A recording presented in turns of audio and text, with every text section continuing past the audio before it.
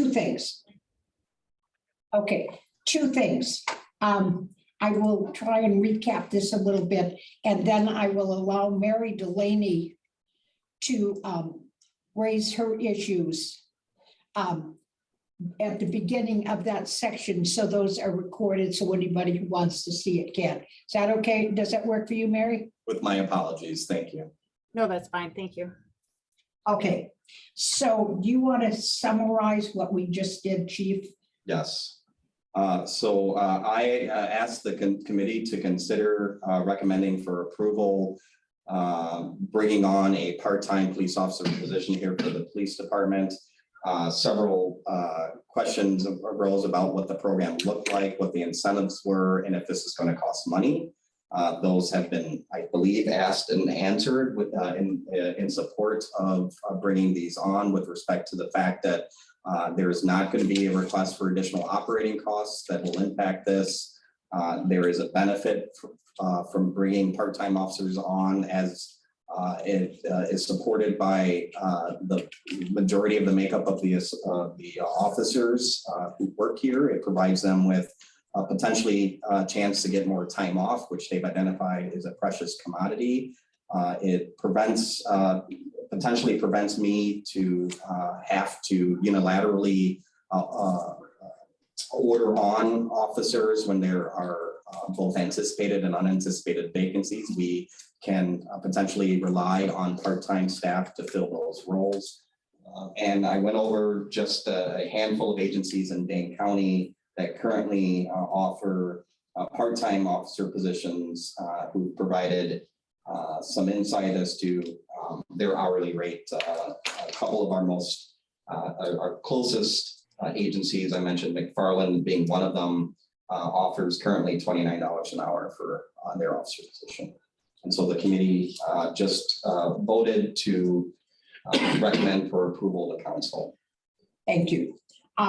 We will now move on to the discussion action items on police department policies.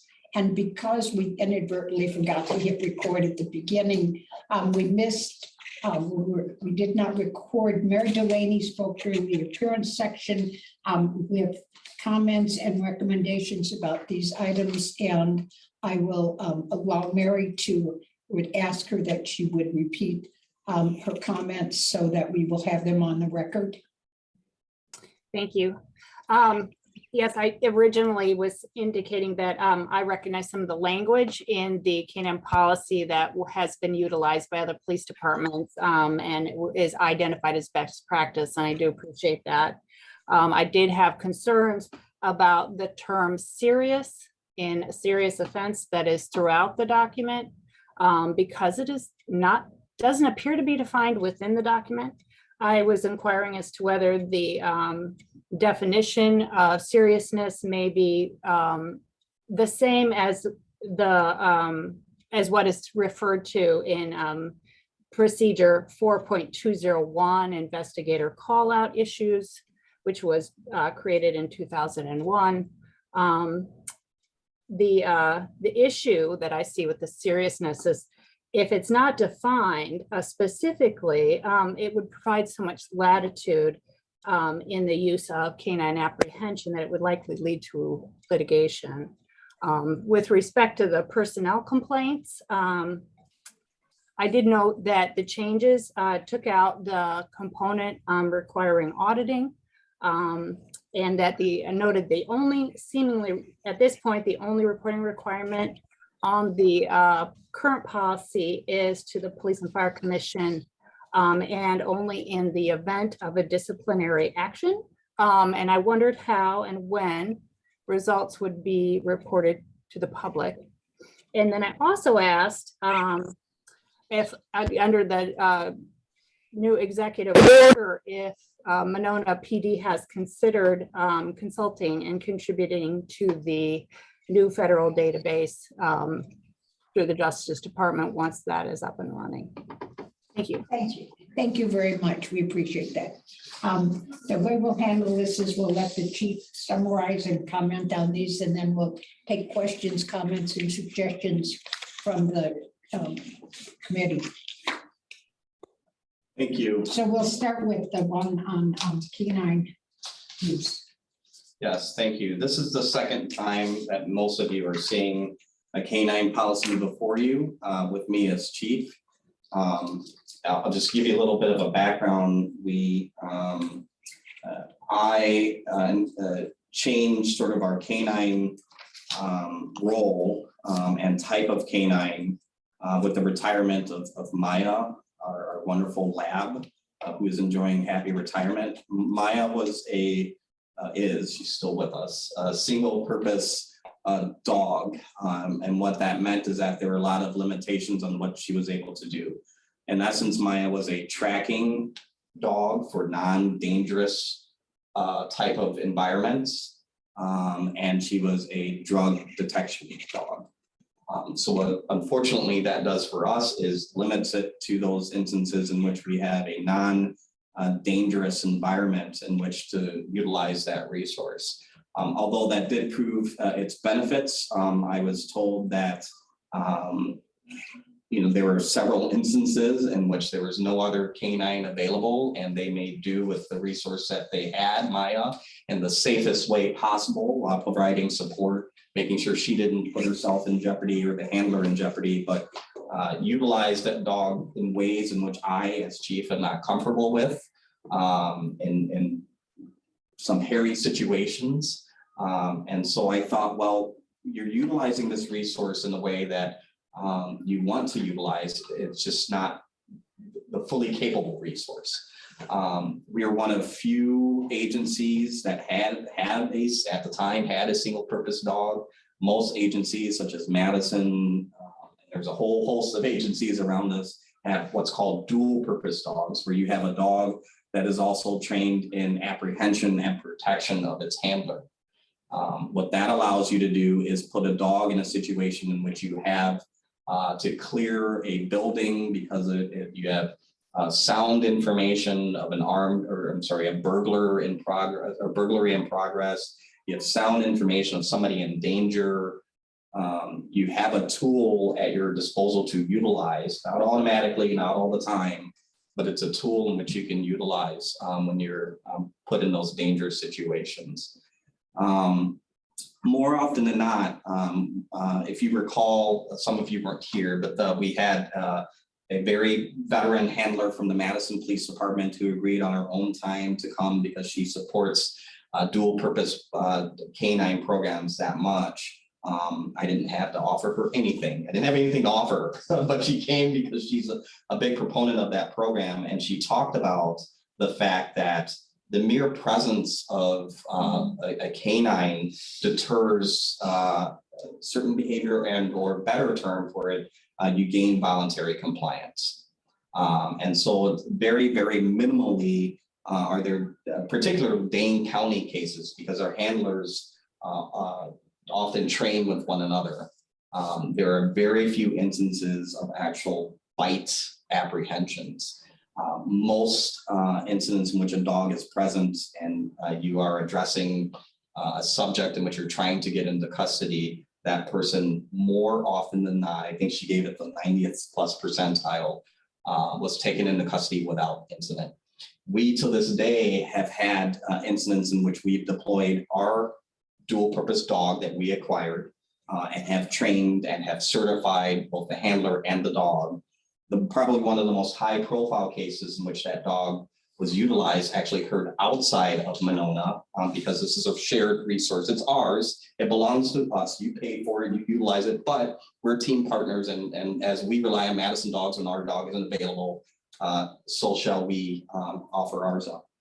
This one in particular involved, if you recall, the horrific homicide and shooting that took place in front of the public safety building of a gentleman who just walked out of the public safety building and was gunned down by two individuals in broad daylight across the street from a police department. The suspects in that were involved in a police chase. They were identified by Madison and others involved in a police chase. There was a foot bail that ensued. The Madison officers lost a subject, couldn't find them. Our dog was requested and deployed with one of our officers, and a couple of them actually, And our dog was successful in tracking the scent of that person and locating that person who gave up a homicide suspect who shot somebody in broad daylight in front of the public safety building.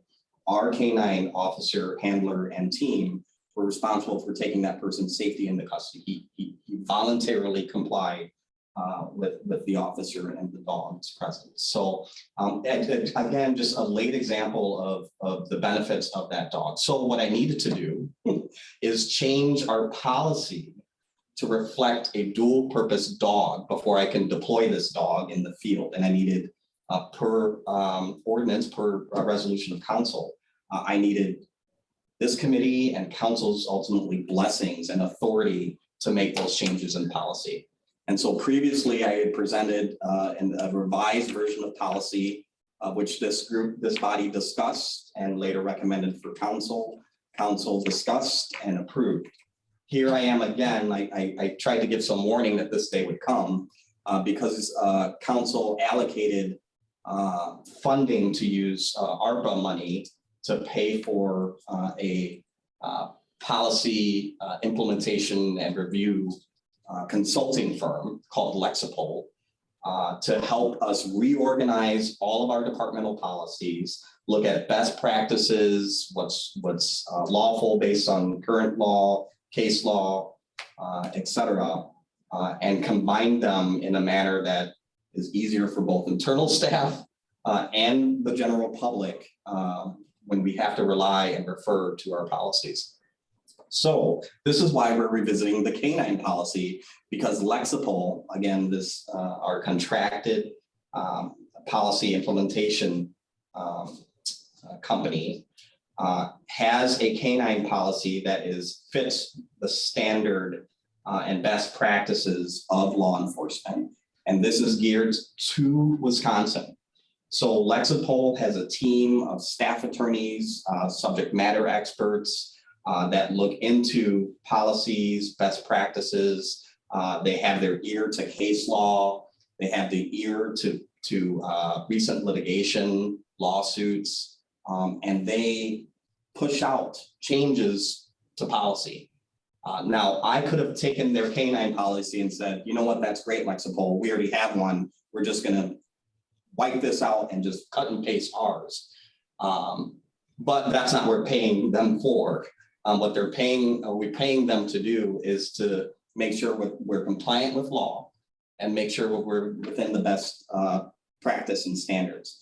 So there's an internal work group that exists when we're reviewing these things with our Lexipol representative. And one of the first things I asked to do was go over these sort of what I call mandatory policies as required by council to approve, because that would obviously take a bulk of the work and not something that I could administratively change or approve. And one of them was this canine policy. And the other one we're going to talk about here is the personnel complaints. But within the canine policy, I asked a lot of questions regarding why is this here? Where did this come from? All of them were answered because it's based on either somebody else's mistake or it's based on too stringent or too constrained verbiage that didn't allow for the officer to make a decision at the time that they had to make it. And so through arbitration and other means, they've learned that it's best to use this language versus more constrained language, right? Because they did have an eye on our policy that we recently wrote and had approved. So they were familiar with what that looked like, but said, Chief, as we go along and we review each of these policies, there's a way to make them adaptable for Monona as you should. But the reason you hired us, and the Kurt for sure can attest to this, because I'm always getting reminded when I try to change things to make them, hey, I like this better, or I like this word better, is that this has been vetted. Wisconsin law enforcement accredited agencies, which is not an easy feat to accomplish. I don't know in my tenure here if we will be able to do that here. It takes a lot of time, a lot of staff to be an accredited agency. But one of the benefits of being accredited is that you have nearly indisputable policy and procedures that have been thrown through a very strict and stringent litmus test. And our insurance provider, CIVMIC, they are a partner with Lexipol. They partner with Lexipol, and they support each and every one of these policies that Lexipol is recommending. So the reason I bring that up is because I don't want to say that this is it and this is what we go with. Obviously, you are in control of that. Council is in control of that. But I did push back on a couple of questions about, hey, this word or this verbiage, or for example, I think you bring up a very good point, Ms. Delaney, is the word serious, right? There is a reason there is some wiggle room for interpretation, because we can't get every situation on the street. I wish I can write a policy for every situation on the street where officers can say, let me pull out the manual and go to page 2, row 3, letter A. It would make their life a lot easier. It would make my life a lot easier, but we're not functioning that way. Society isn't functioning that way. And unfortunately, and fortunately, you have to leave a little wiggle room. And that's why some of the language is intentionally left somewhat broad. But I think what this policy tends to do, if we're talking about the point made, the very important point made about the term serious, and if that could be broken down more or defined better. I don't think you'll find that in any of the Lexipol policy that you'll see me put forth. And the reason is because I think they do a good job. If you look, for example, if you have it handy, at section 309.6 under apprehension guidelines. So that is page 2 of the K-9 policy. I'm not sure what page it is in the packet, but it reads, if you allow me, a K-9 may be used to locate and apprehend a suspect if the K-9 handler reasonably believes that the individual has committed, is committing, or is threatening to commit any serious criminal offense, and if any of the conditions exist, and if any of the following conditions exist. I'm repeating that last phrase for a reason. A, there is reasonable belief that the suspect poses an imminent threat of violence or serious harm to the public, an officer, or the handler. B, the suspect is physically resisting or threatening to resist arrest, and the use of a K-9 reasonably appears to be necessary to overcome such resistance. C, the suspect is believed to be concealed in an area where entry by other than the K-9 would pose a threat to the safety of the officers. It is recognized that situations may arise that do not fall within the provisions set forth in this policy. Such events require consideration of the totality of the circumstances, which some of the lawyers in the room might understand is a legal phrase, and the use of an objectively reasonable standard applied to the decision to use a K-9. That objectively reasonable phrase is another legal term that is used in Supreme Court cases, as many of you lawyers may be familiar with as well. So my whole point is that I welcome the discussion about the terms and what Monona might be able to insert or limit, but I caution the group in doing so as I was cautioned. Wordsmithing is not good. What I will tell you all is that when the council, and we spent good money to have this done because we felt that our policies and procedures needed to be professionalized, and it's a new day in policing, both for how you handle anybody that you think may have broken the law, how you protect the community, and how you protect your law enforcement people.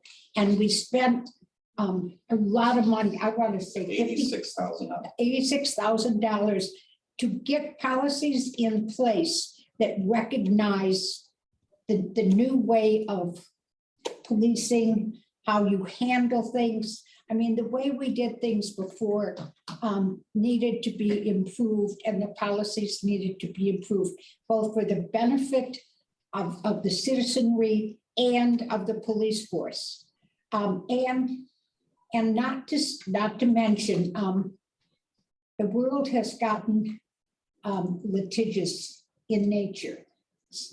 Some of them are quite justified, some of them not so much. And so we wanted to do it right. I mean, the council and the mayor in Monona are committed to having, to giving our staff the tools they need to do the job right. And you cannot have a good police department if you don't have good training and good policy and procedures in place. So that's why we spent the money to do this. So if you have questions about the policy, I'm going to open it up for questions. May I make a point, please, that I promised Alder Rademacher I would do and I forgot. I'm very forgetful this evening. I apologize. Alder pointed out to me that when I presented these two policies in advance, so that you had time to review, I didn't want to just give you a day or two to look them over. That in this, particularly the K-9 policy, where you saw modified, noted throughout the policy, there didn't appear to be any edits shown as the personnel complaints did. That was a technical glitch, I think we can call it. And I reached out to the rep and asked, hey, can I get the ones with the lines through them or the changes made?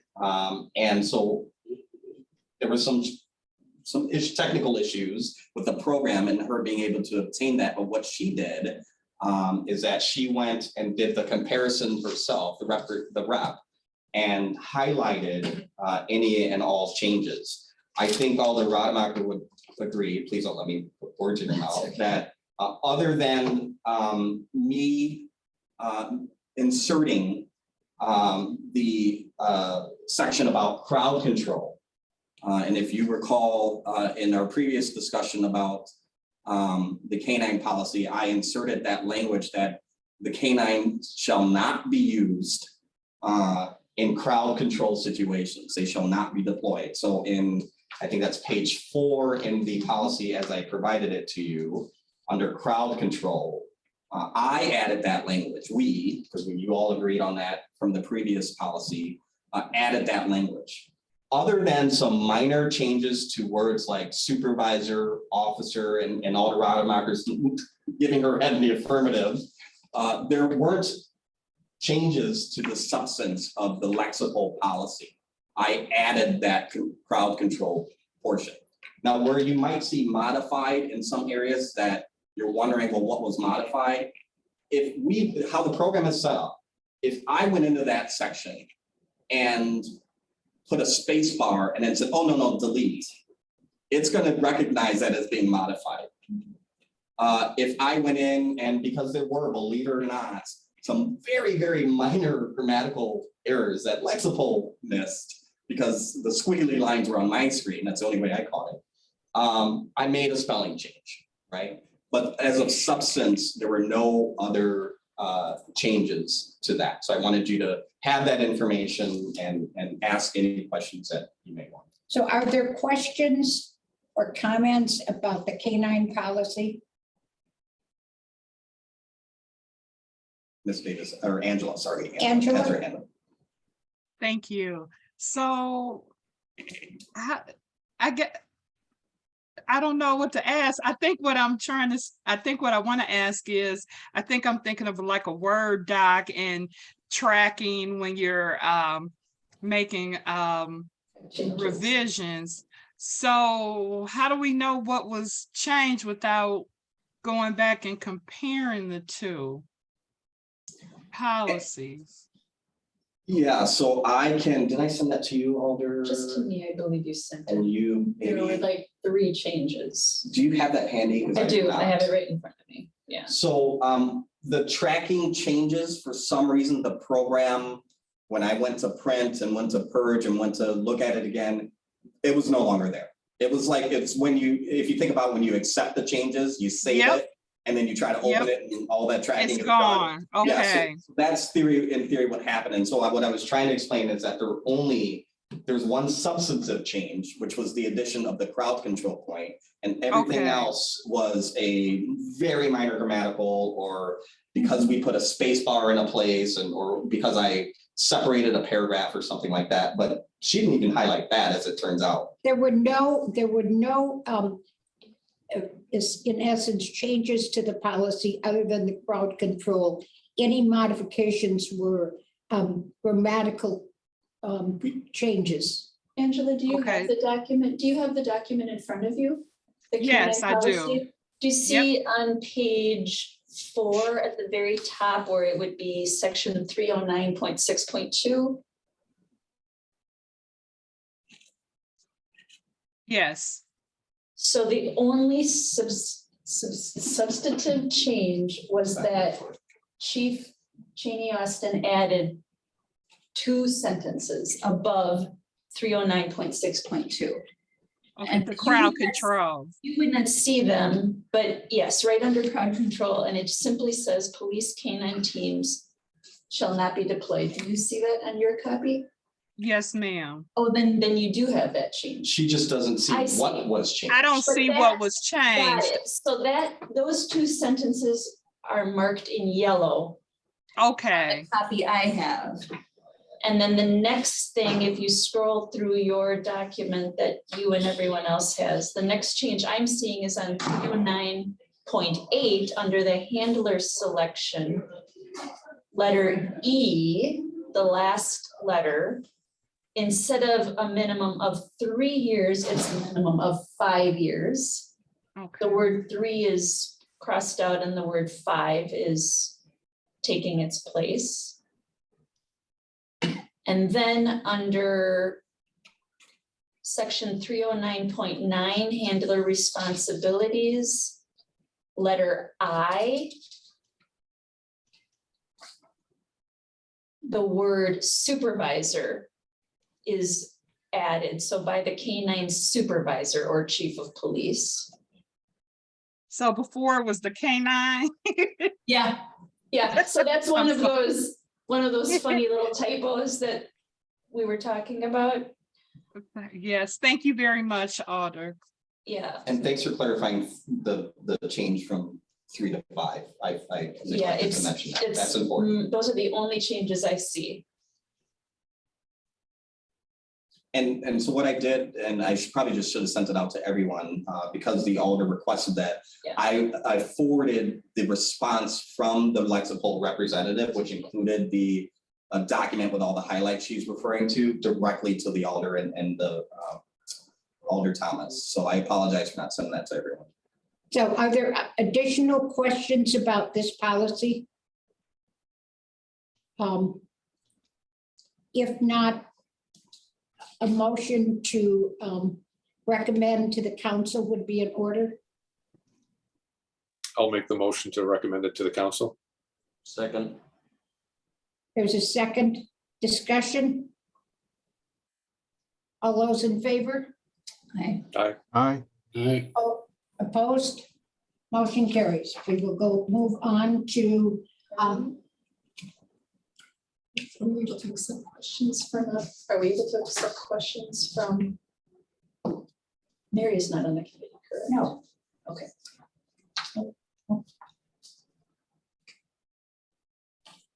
6C, discussion action on revisions to Monona Police Policy regarding citizen complaints. Thank you. This is something that is probably new to many of you. I believe some of you worked on this under former Chief Ostrenga when it came before council as well. You should see sort of the line item / edited version of this. But what I will tell you is that, again, due to what I believe are some technical glitches, it is somewhat fragmented, like the sentence, some words are missing. And again, the representative from Lexipol could not really articulate why that had occurred, but you can at least see sort of what was lined out, et cetera. I think it's important, number one, to start referring to complaints as personnel complaints.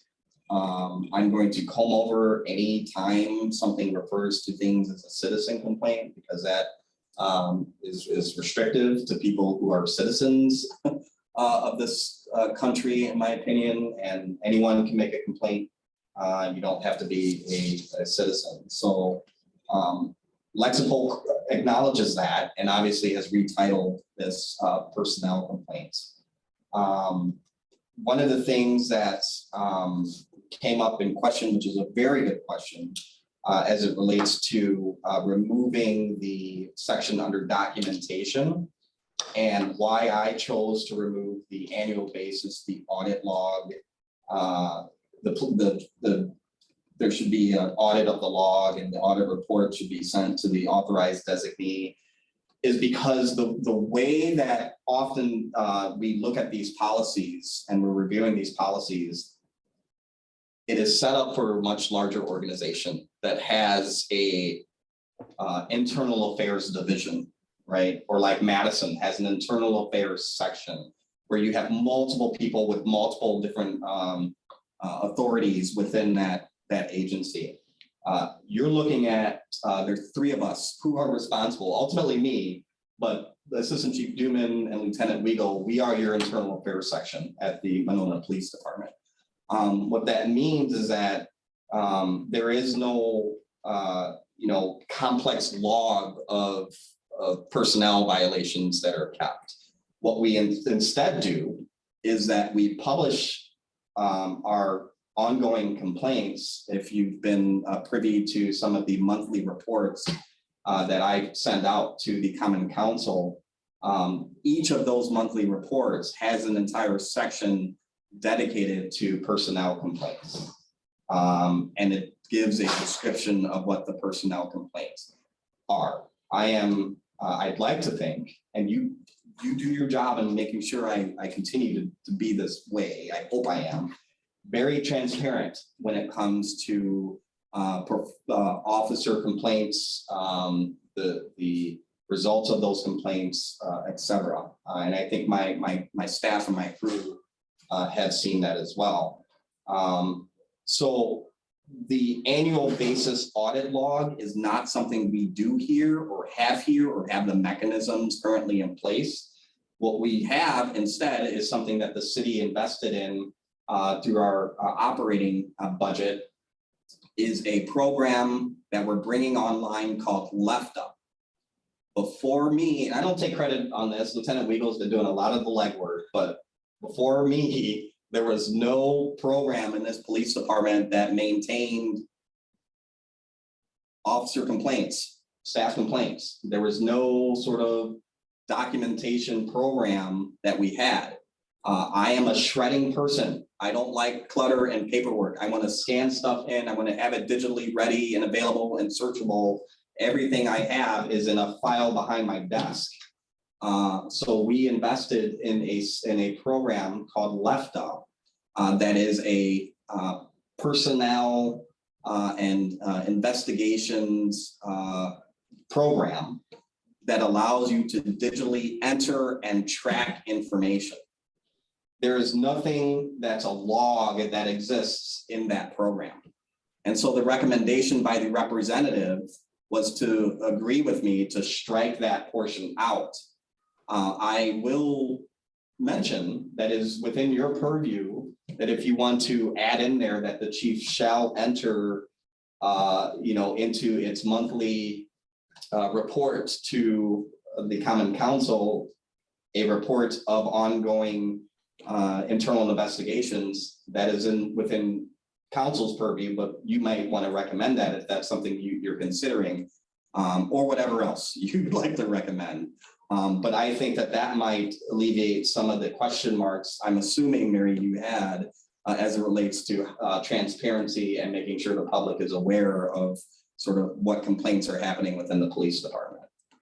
And I can't ask you that question, Mary, directly, so I'm just referring to a comment that you made. I can, great. Mary, is that what you were referring to then? Yes, I appreciate that.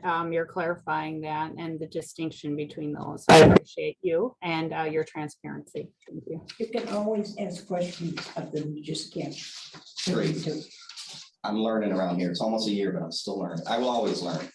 I just want to make one other additional comment with respect to Ms. Delaney's very important mention about if we are going to participate in what will likely be an executive order regarding reporting use of force. Is that correct, Mary? Or is it something else?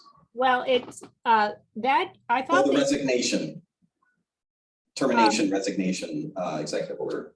Actually, I thought the use of force only applied to federal agencies. I think what I was particularly, I'll have to find it now, referring to was the mention of the database of complaints pertaining to officers in order to allow for hiring agencies to ascertain the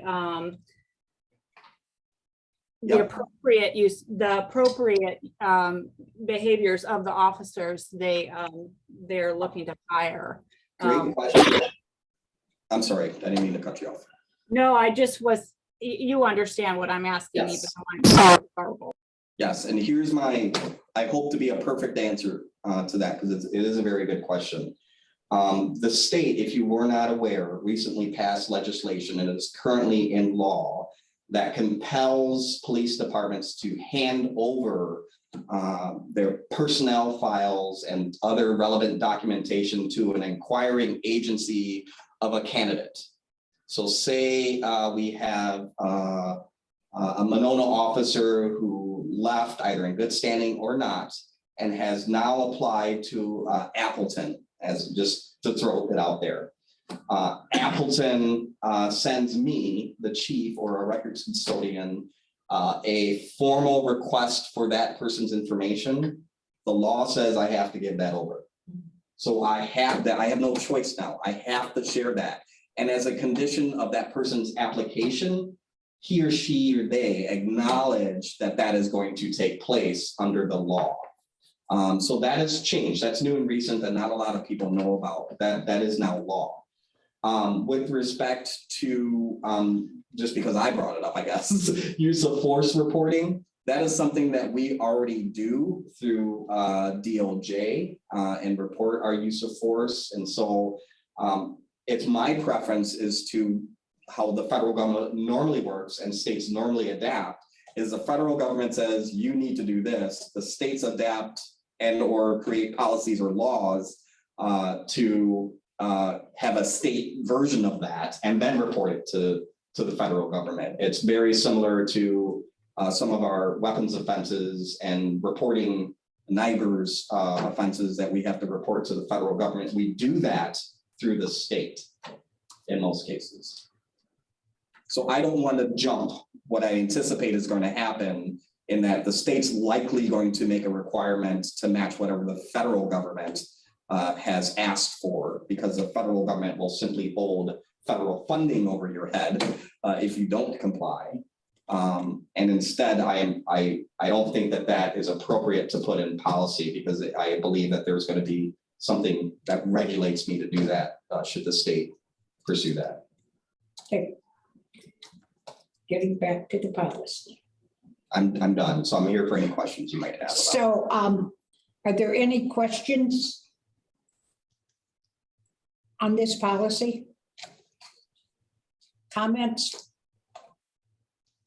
Does anybody care to make a motion to pass this on to the council to recommend approval?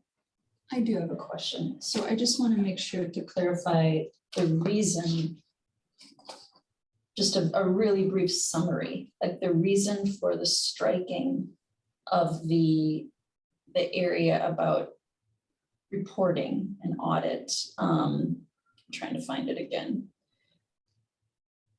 We don't have. 10.5 under documentation.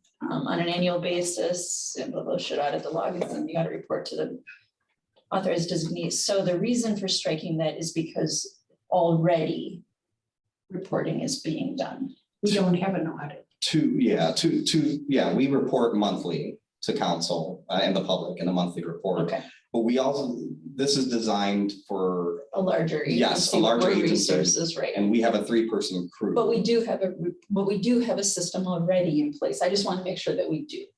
And it's just in turn, it's to the council, to the public, to, how does that work? It's released by way of a report to council in the packet that you receive monthly, which is obviously published Yes, for the public. okay, Okay, fantastic. okay.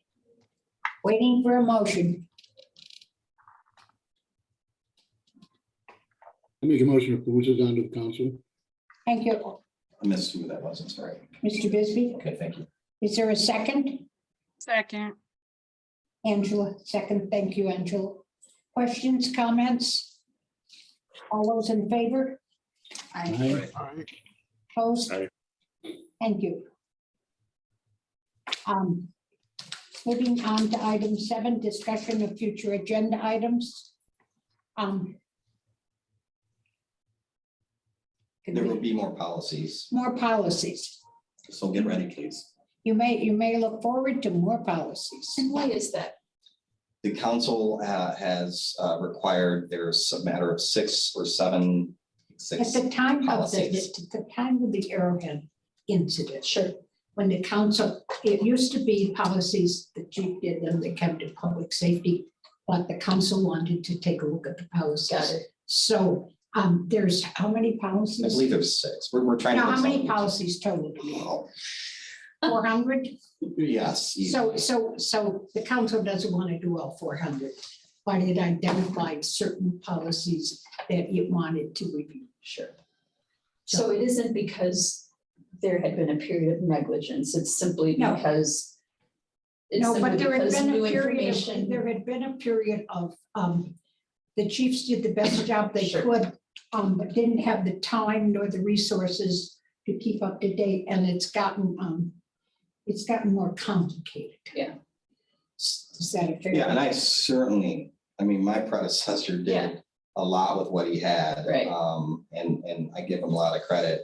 But he and did not have Lexapro. He did the not way have you do. flexible. I have So an all of these advantage here. policies were just Monona specific policies. We were in an island. Right, all Okay. police department. Yeah. Cut and pasting from, Right. From Here. very, right, Because right. it's very expensive Yes. to do that. Yeah. Okay, Okay. that okay, sounds great. anything else? Okay, any updates or discussion on diversity? I have a equity? question. I'm sorry, I'm go sorry. ahead. I had a question. Is it specific policies we're looking at, or is it just certain areas like force and other things like to that nature? Or is it just certain ones, or how do we know which one? How do we know which ones are selected for us to look at? The chief will tell you. Well, I know he will. I'm pretty sure he will tell us, but I'm trying to understand the rationale behind that. Thank you. Thank you, Angela, man. Oh, go ahead. Thank you, Angela. Very good question. 2 things. I do it because it's the right thing. That's the better answer. The second part of that answer is because I have to. There are 6 policies that I'm compelled to seek approval and authorization to change. I can't outright do them according to what council has set forth. So you've seen now 2. There will be others coming before you to do just as what we're doing here today, to look them over, ask questions, recommend changes, to move on to council for the same consideration and debate, no doubt.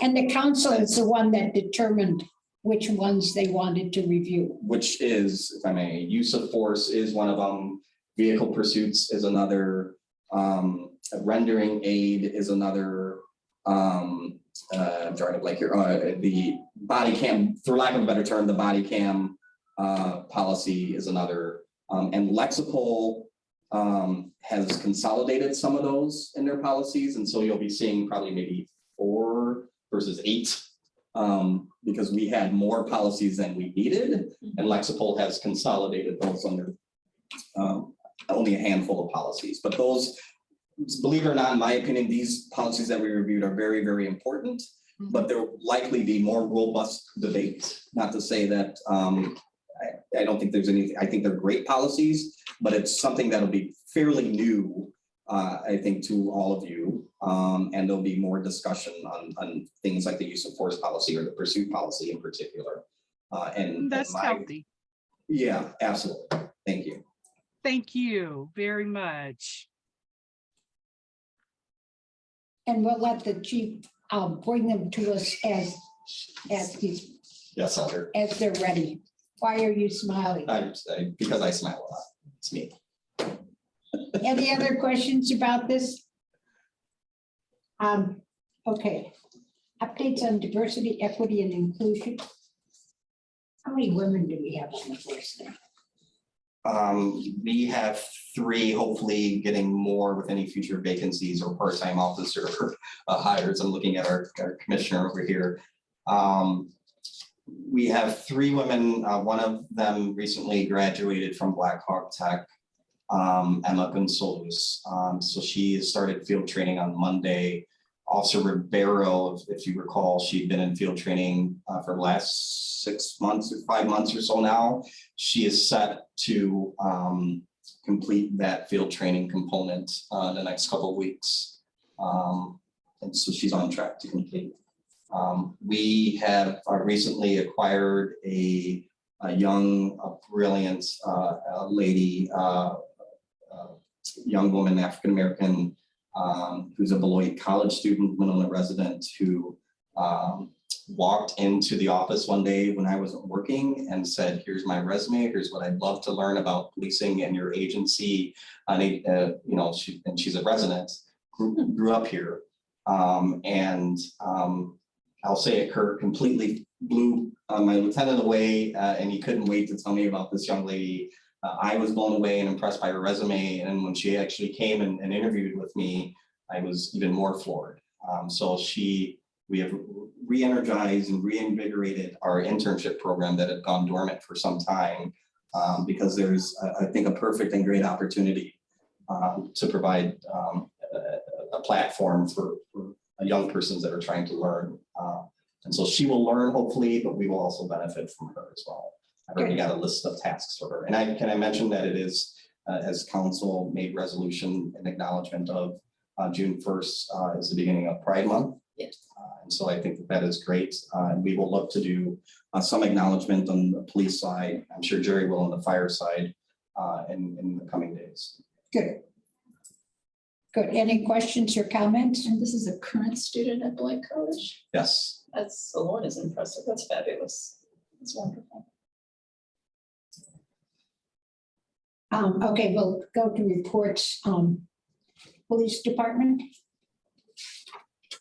Thank you.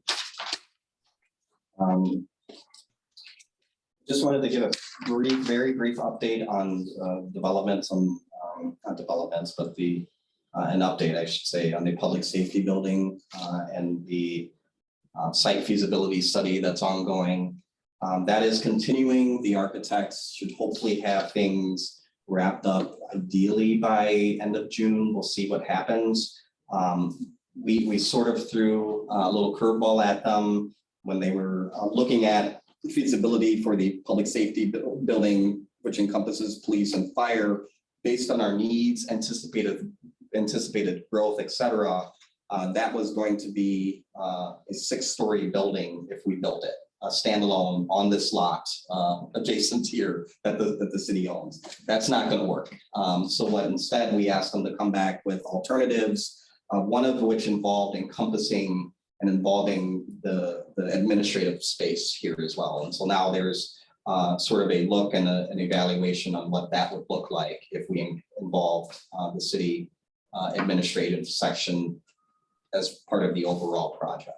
Just a quick look for comparison's sake to see what we would be looking at. But I should say that they did present options for police and fire surrounding the current existing building as an option as well. But I think that, I think Chief McMullen and I are on the same page here that it makes sense to also look at the city hall building as well, or section as well, when looking to redo this space. So that's that update. Any questions?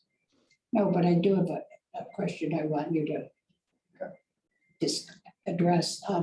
The topic of the month, the parade. Can you give us an update? Yes, there is a Memorial Day parade that is happening on Monona Drive to much of our excitement. It's back on Monona Drive, so that's great. It's on Monday, so get your chairs out. It'll be a shorter route. So those of you who were here, I was not when the parade only used to go to Flom or Nichols. That is going to happen this year. It's going to stop at Flom and turn down so that the La Folla kids can break down from the band that's going to participate in tear down area. The reason that it's shortened is for a variety of different reasons. Logistically, it is becoming increasingly challenging in the world we live in to make sure that this event is as safe as possible with the resources that we have in the police department and what Madison can provide on Memorial Day. Extending the length of the parade strains that. And I hate to bring up these tragedies, but it's important. We're living in now a post-Waukesha world. If you recall the tragedy of the parade in Waukesha, that I will always remember moving forward and planning for events. We learn from the tragedies that happened elsewhere in order to make sure that we do our best in public safety to keep everyone safe. So that said, it'll still be a wonderful Where does fun it, but I want to back parade up. that Where starts does at, it end? it starts at the high school still as it did, Winona Grove High School, and it ends on Flom at La Follette, but just short of that because Oh, they're okay. turning into middle school, Senate middle Senate, school. okay, yeah, okay, but from school to school, that's easy. From school to school, Yeah, that's- both schools are represented, and I'm told that that used to be the old route. that's nice. Do you The remember old that? route was, yeah, it went to. Yeah. To the high school, I think, Yes. but it goes to Flum, which is important because if you're riding in the parade, you need a ride. Oh, got it. You gotta let them know where to pick you up. Yeah. Okay, understood. And then may I just point out a couple more things before there's a motion? Before you entertain a motion, I should say. I just want to acknowledge the horrific tragedies in both Buffalo and Uvalde, Texas. And I think it's important for me to mention those as police chief.